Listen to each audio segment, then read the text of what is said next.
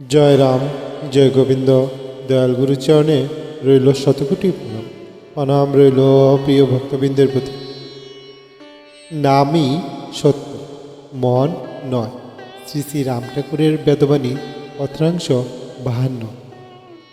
এই জগতে দুঃখ সুখের, সুখ দুঃখের বন্ধনে আবদ্ধ হয়ে মানুষ ভুলে যায় একটি পথ, সেটা হলো নাম। শ্রী শ্রী রাম ঠাকুর বলেছেন, নামই সত্য, মন নয়।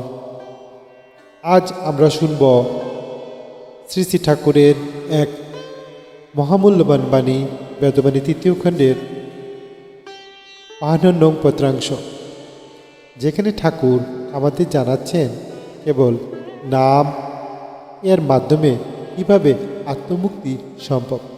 চলুন শুনি, বুঝে নেই এই পবিত্র বাণী।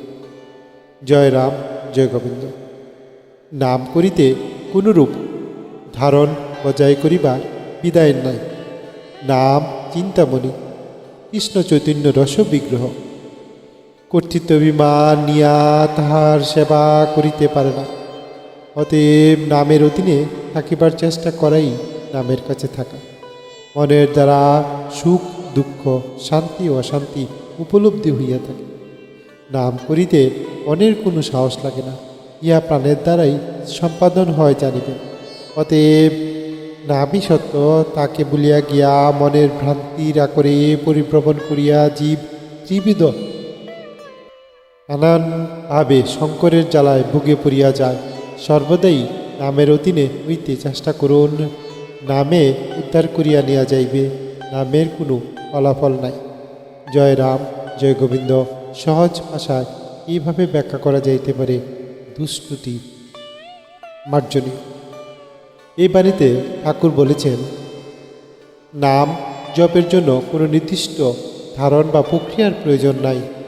যেমন বলা হয়েছে, নাম চিন্তামণি শ্রীকৃষ্ণ চৈতন্য রস বিগ্রহ, অর্থাৎ নামই কৃষ্ণ, নামই চৈতন্য, নামই রসের বিগ্রহ। জয় রাম। যারা ভগবানের সেবায় কর্তৃত্ব বা অহংকার বোধ থাকে, তার প্রকৃত সেবা হয় না। নামের অধীনে থাকা সেটাই সত্যের সেবার রূপ।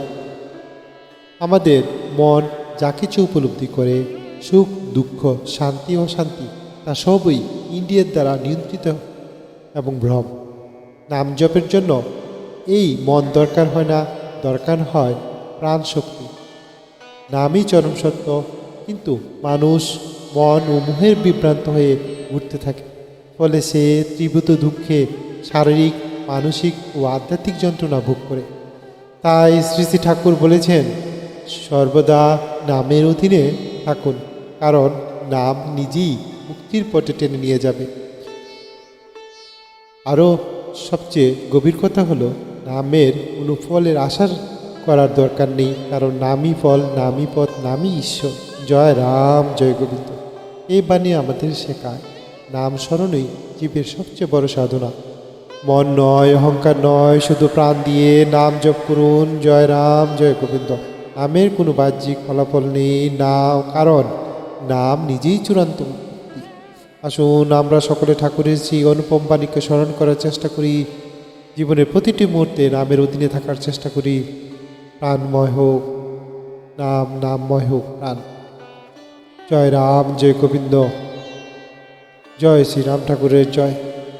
যদি এই বাণী আপনাকে স্পর্শ করে, তাহলে ভিডিওটি লাইক শেয়ার করুন। আমাদের চ্যানেলটি সাবস্ক্রাইব করতে ভুলবেন না।